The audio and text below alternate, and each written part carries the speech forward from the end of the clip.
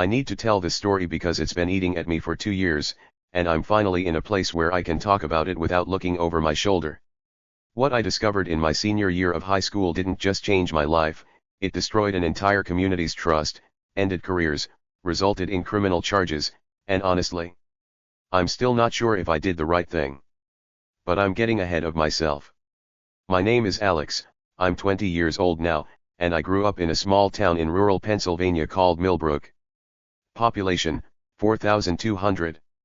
The kind of place where everyone knows everyone, where the same families have lived for generations, and where the Friday night high school football game is the biggest event of the week. It's the kind of town people either never leave or can't wait to escape from. I was in the latter category. I'd spent my entire childhood dreaming of getting out, going to college somewhere far away, never looking back. I was a good student, not the best, but solid as NBS, member of the debate team, worked on the school newspaper. I wasn't popular, but I wasn't an outcast either. Just a regular kid trying to survive until graduation. Millbrook High School was the center of the community. It's where parents went to watch their kids play sports, where town meetings were held, where everyone gathered for events. The school employed a decent chunk of the town, teachers, obviously, but also administrative staff, maintenance workers, cafeteria workers. In a town of 4,200 people, the school was a major employer. The principal was a man named Dr. Gerald Hoffman. He'd been principal for 12 years, and before that, he'd been vice principal for 6 years. He was a Millbrook institution, everyone loved him. He showed up to every school event, every sports game, every community function. He knew every student by name. He gave inspiring speeches at assemblies about integrity and character. Parents trusted him completely. The athletic director was a man named Coach Ray Mitchell. He'd been at the school for 20 years, coached multiple sports, and had led our football team to several state championships. He was even more beloved than Dr. Hoffman. Former students came back to visit him. The town had a Coach Mitchell Day at one point. He was a legend. These details matter because of what came next. It started in the fall of my senior year, September 2022. I was 17, working as one of the student aides in the main office during my free period. Basically, I'd file papers, make copies, run errands for the secretaries, easy stuff that looked good on college applications. One day, Mrs. Patterson, the head secretary, asked me to take some paperwork down to the basement archives. The basement was creepy, old, dimly lit, full of filing cabinets and boxes of ancient records. Nobody went down there except when they absolutely had to. I took the papers down, filed them where Mrs. Patterson had told me to, and I was heading back upstairs when I tripped over a box someone had left in the middle of the floor. The box tipped over, and papers went everywhere. I was annoyed but started gathering them up to put them back. That's when I noticed what they were: financial records. Budget reports, expense accounts, invoice copies, boring administrative stuff. I was just shoving them back in the box when one particular invoice caught my eye. It was from a construction company called Mitchell & Sons Contracting for work done on the football field. The amount was $47,000. The date was from 3 years ago. Now, I'm not an expert on school finances, but $47,000 seemed like a lot for what the invoice described as routine field maintenance and minor renovations. I remembered that project. They'd resawed part of the field and painted the bleachers. It had taken like a week. How could that cost $47,000? And more importantly, Mitchell & Sons Contracting? Coach Mitchell's last name was Mitchell. That seemed like a weird coincidence. I almost just put it back in the box and forgot about it. It wasn't my business. But something nagged at me, so I took a picture of the invoice with my phone before boxing everything up. That night, I couldn't stop thinking about it. I did some research and found that yes, Mitchell & Sons Contracting was owned by Coach Mitchell's brother. Which might be fine, maybe they legitimately did the work. But $47,000 still seemed high. I started looking into it more. Public school financial records are technically public information, so I requested some documents through the school district's website, claiming it was for a project I was doing for my government class about local budgeting. What I got back was interesting. Over the past 10 years, Mitchell & Sons Contracting had been paid over $800,000 by the school district for various projects. That's a lot of money, especially for a small school district with a tight budget. I compared these expenses to what I actually remembered happening at the school. There had been projects, sure, but they all seemed relatively minor. New paint here, some landscaping there, fixing up the locker rooms. Nothing that would justify nearly $1 million. I started to suspect something wasn't right, but I didn't know what to do with that suspicion. I wasn't an investigator. I was a 17-year-old kid. And Coach Mitchell was beloved. If I was wrong, I'd look like an idiot trying to cause trouble. So I sat on it for a few weeks, just occasionally digging a little deeper when I had time. I looked at other financial records. I noticed other patterns. There was a consulting company that the school paid $30,000 a year for educational consulting services. I couldn't find any evidence of what these services actually were.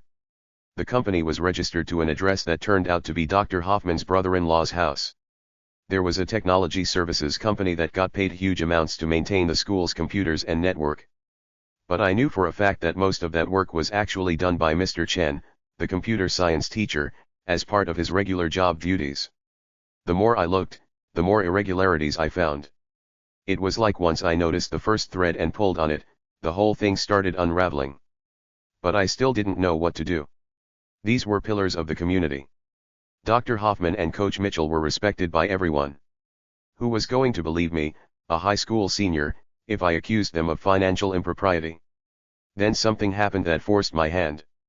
In October, the school board announced they were cutting funding for several programs due to budget constraints. The art program was being reduced. The music program was losing funding. Some elective classes were being eliminated. Teachers' aides were being let go. There was a school board meeting where parents and students could speak, and I went. I watched people stand up and beg for these programs to be saved. The art teacher, Ms. Rodriguez, actually cried while talking about how important art education was for students who might not excel in traditional academics. The school board said their hands were tied. There just wasn't money in the budget. Cuts had to be made somewhere. I sat there listening to this, thinking about the $800,000 that had gone to Coach Mitchell's brother's company. Thinking about the phantom consulting services and technology contracts. There was money in the budget, it was just going to the wrong places. That's when I decided I had to do something. I spent the next month gathering as much evidence as I could. I requested more public records. I took photos of documents when I was working in the office. I created a detailed spreadsheet of every suspicious payment I could find, cross-referenced with what work had actually been done. I found out that the construction company, the consulting company, and the technology services company were all connected to either Dr. Hoffman or Coach Mitchell through family members or close associates. It was a whole network of people funneling money out of the school district. The total amount, as far as I could calculate, was over $2 million over the course of 10 years. $2 million that should have gone to education, to programs, to teachers' salaries, had instead gone into the pockets of a small group of people. But I still didn't know what to do with this information. If I went to the school board, Dr. Hoffman would find out, he was at every board meeting. If I went to the local newspaper, they might not take me seriously. I needed someone who would actually investigate this properly. I decided to send everything to the state attorney general's office. I compiled all my evidence, wrote a detailed letter explaining what I'd found, and sent it anonymously. I used a burner email account and mailed physical copies from a post office 2 towns over. Then I waited. For 3 weeks, nothing happened. I started to think they'd ignored it, dismissed it as some kid's conspiracy theory. Then, in early December, state investigators showed up at the school. It was chaos. Dr. Hoffman was called out of an assembly. Coach Mitchell was pulled out of practice. Other staff members were called to the office. The investigators were there all day, going through records, interviewing people. The school was buzzing with rumors. Nobody knew what was happening. Some people thought it was about drugs. Others thought a teacher had done something inappropriate with a student. The truth didn't come out for several more days. When it did, it was explosive. The local newspaper ran a front-page story, "State Investigation Reveals Alleged Embezzlement at Millbrook High School." The article detailed how over $2 million in school funds had potentially been misappropriated over 10 years through fraudulent contracts and kickback schemes. Dr. Hoffman and Coach Mitchell were both placed on administrative leave. So were two school board members who'd been involved in approving the contracts. The superintendent was also suspended pending investigation. The town absolutely lost its mind. Half the people refused to believe it. Dr. Hoffman and Coach Mitchell were pillars of the community. There was no way they'd done this. It had to be a misunderstanding, a witch hunt, a political attack. Someone was out to get them. The other half was furious. How could this have happened? How had nobody noticed? What else was being hidden? School board meetings became shouting matches. The local Facebook groups were war zones. Families stopped speaking to each other over whether they believed the allegations or not. I watched all of this from a distance, terrified someone would figure out I was the one who'd reported it. I'd been careful not to leave a trail, but I was paranoid every day that someone would connect the dots. The investigation took months. During that time, more details came out. It was worse than I'd even realized. The construction company hadn't just overcharged for work, in many cases, they charged for work that was never done at all. The renovations to the football stadium that cost $150,000. Most of it never happened. They'd done some basic cosmetic work and pocketed the rest. The consulting company was completely fake. It existed only on paper. The technology services company was real but had been charging the school 3 times what comparable services should cost, with the extra money being kicked back to Dr. Hoffman. There were also scholarship funds that had been embezzled. Money that was supposed to go to students for college had been redirected. Some kids who thought they'd gotten scholarships hadn't received the full amounts they were promised. The investigation also uncovered grade tampering. Student athletes who were failing classes had their grades changed so they could remain eligible for sports. This had been going on for years, and Coach Mitchell had been orchestrating it with the help of a few sympathetic teachers. Several teachers came forward during the investigation with stories of being pressured to pass athletes or face consequences. One teacher said she'd been forced to resign years ago after refusing to change a grade. By the time the investigation concluded in spring of my senior year, 7 people had been arrested and charged with various crimes: embezzlement, fraud, tampering with public records. Dr. Hoffman and Coach Mitchell were at the top of the list. The fallout was devastating. Dr. Hoffman's trial happened first. The evidence was overwhelming. He was convicted and sentenced to 6 years in prison. His wife divorced him before he even went to trial. Coach Mitchell took a plea deal, 4 years in prison plus restitution. The beloved coach who'd been a town hero was led out of the courthouse in handcuffs while protesters both for and against him shouted from the steps. The 2 school board members both resigned and took plea deals for lesser charges. The superintendent was fired but wasn't criminally charged. He'd been incompetent and negligent but not actively part of the scheme. Mitchell and Sons Contracting went bankrupt when they were required to pay back the money they'd fraudulently taken.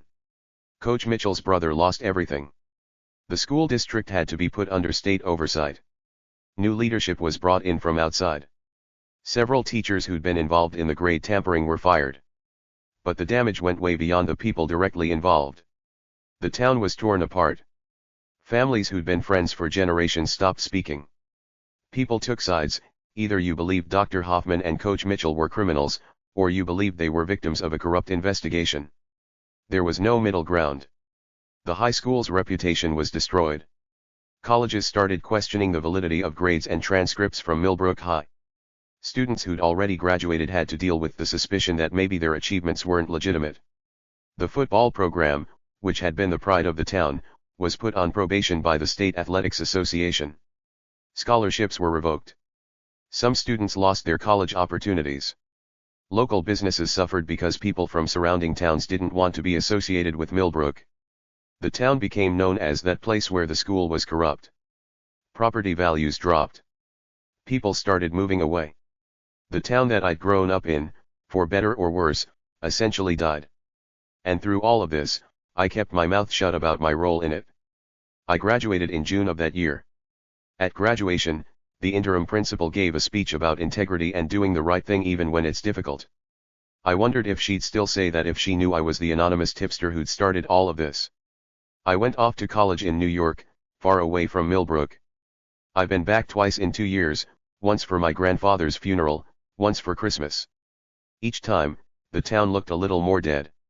Storefronts empty, houses for sale, people gone. My parents still live there. My dad lost his job at the school, he'd been a maintenance supervisor, and his position was eliminated in the restructuring. He found other work, but it pays less. My mom's real estate business dried up because nobody wants to buy houses in Millbrook anymore. They don't know it was me. Nobody knows except me. And I don't know how to feel about that. On one hand, I exposed real corruption. Dr. Hoffman and Coach Mitchell were criminals. They stole millions of dollars that should have gone to education. They tampered with grades and compromised the integrity of the school. They deserved to be caught and punished. But on the other hand, I destroyed a town. Not intentionally, but I did. My actions set off a chain reaction that devastated an entire community. People lost jobs who had nothing to do with the corruption. Families were torn apart. Students lost opportunities. The town economy collapsed. Was it worth it? I honestly don't know. Sometimes I think yes, corruption needed to be exposed, and the fact that people like Dr. Hoffman and Coach Mitchell doesn't mean they shouldn't face consequences for their crimes.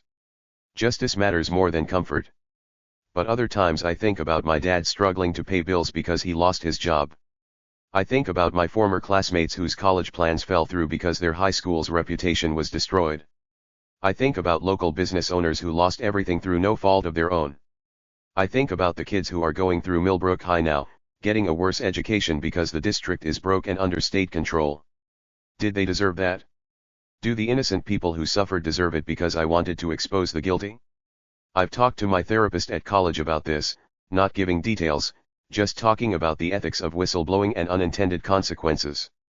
She says I can't control how other people react to the truth, that I'm not responsible for people's choices to take sides or businesses failing. But I don't know if I believe that. Consequences don't exist in a vacuum. When you pull a thread, you have to take some responsibility for the whole thing unraveling, right? There's also a part of me that wonders if I did it for the right reasons. I tell myself it was about justice, about protecting future students, about standing up against corruption. And maybe that's true. But if I'm being completely honest, there was also a part of me that liked the power of it. I was just a regular student, nobody special, and I brought down some of the most powerful people in town. I had a secret that would change everything, and I got to decide when to use it. That's kind of messed up, isn't it? I haven't told anyone the truth. Not my parents, not my college friends, not even the therapist I've talked to about the ethics of it all. This Reddit post, anonymous as it is the first time I've admitted to anyone that I was the one who reported it. And I don't think I ever will tell anyone in real life. The information would destroy my relationship with my parents, they lost so much because of what I did. It would make me a pariah in my hometown, half the town would hate me for destroying Dr. Hoffman and Coach Mitchell's lives, and the other half would hate me for not coming forward sooner or more publicly. So I carry this alone. This knowledge that I changed the course of an entire town's history when I was 17 years old, and nobody knows it was me. Last month, I saw that Coach Mitchell was released from prison early for good behavior. He served 2.5 years of his 4-year sentence. There was a small article about it in the Millbrook newspaper. I still check their website sometimes, though I don't know why.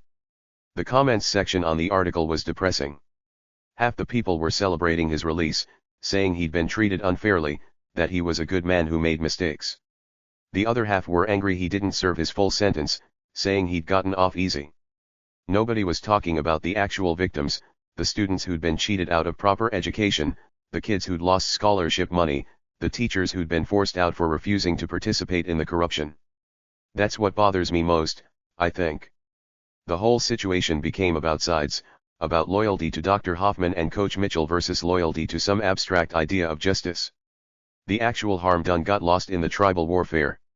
And I started that warfare. Not intentionally, but I lit the match that burned down the whole town. So was I right to expose the corruption? Objectively, probably yes. Crimes were committed, people were stealing, students were being harmed. That needed to stop. But did I do it the right way? Should I have found a way to fix it that didn't result in such massive collateral damage? Could I have predicted how bad the fallout would be? I don't have answers to those questions. What I do know is this: I'm 20 years old, I'm at a good college studying political science and journalism, and I'm building a life far away from Millbrook. I'll probably never move back there. There's nothing left for me in that town, it's a ghost of what it used to be, and I played a role in killing it. I also know that if I had to do it over again, knowing everything I know now about the consequences, I think I'd still report it.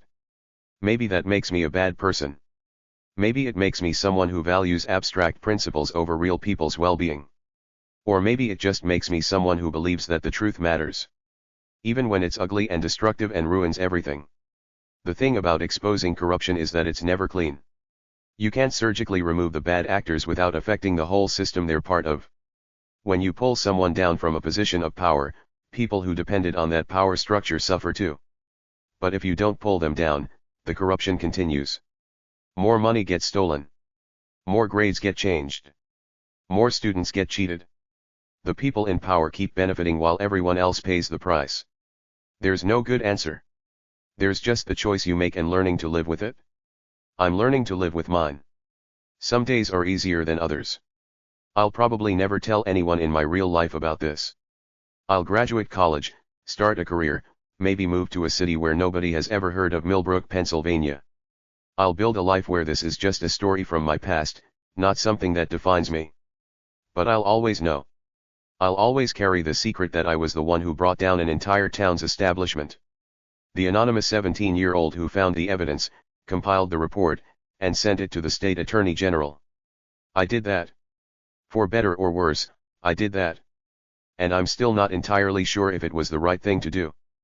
But it's done. The consequences have played out. Dr. Hoffman is in prison. Coach Mitchell is out but will never work in education again. The town is broken. Hundreds of people's lives were changed. All because I tripped over a box in a basement and noticed an invoice that didn't look right. Sometimes I wonder what would have happened if I'd just put those papers back in the box and walked away. Would someone else have eventually discovered the corruption? Would it have continued for years, stealing more money, harming more students? Would Millbrook be better off now if I'd just minded my own business? I'll never know. And that uncertainty is something I'm going to have to live with for the rest of my life. If you've read this far, I don't know what you're supposed to take away from it. Maybe that whistleblowing is complicated. Maybe that doing the right thing isn't always clear. Maybe that being a hero and being a villain sometimes look exactly the same depending on who's telling the story. Or maybe just that actions have consequences, and sometimes those consequences spiral out in ways you never could have predicted. I was 17 years old when I made a choice that changed hundreds of lives. I'm 20 now, and I'm still trying to figure out if it was the right choice. I guess I'll let you know when I figure it out.